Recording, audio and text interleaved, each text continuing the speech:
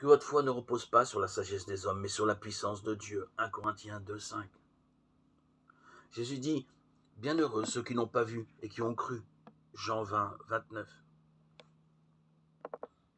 Il y avait bien un gouverneur de la ville à Jérusalem durant l'Antiquité. C'est ce que confirme la découverte d'un sceau daté de 2700 ans près du mur des Lamentations, dans la vieille ville de Jérusalem. L'Ancien Testament signale l'existence d'un tel dirigeant, et la pièce d'argile vient en apporter une preuve matérielle. Cet article d'un journal paru en avril 2018 m'a intéressé, mais ma foi et mes certitudes ne se basent pas sur de tels éléments. Depuis toujours, l'homme veut des preuves. Du temps de Jésus, on réclamait des signes miraculeux. Quelques-uns des scribes et des pharisiens lui répondirent, « Maître, nous désirons voir un signe de ta part. » Matthieu 12, 38. Pour l'esprit humain, un miracle prouve la puissance et peut amener à croire. Mais Jésus connaît parfaitement ce que nous sommes.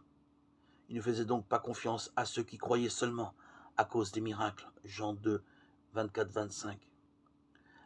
La foi vient de ce qu'on entend, et ce qu'on entend par la parole de Dieu. Romains 10, 17. C'est Dieu qui nous parle dans la Bible. Toute écriture est inspirée de Dieu et utile pour enseigner, pour convaincre, pour corriger, pour instruire dans la justice. De Timothée 3, 16. Mettre en doute sa parole, c'est le déshonorer. Par contre, croire ce qu'il dit, c'est lui montrer notre confiance. La parole est près de toi, Romains 10, 8. Elle est à la disposition de chacun de nous, accessible à tous. Notre responsabilité est de la recevoir dans notre cœur et de la vivre sans chercher de démonstration par la sagesse humaine.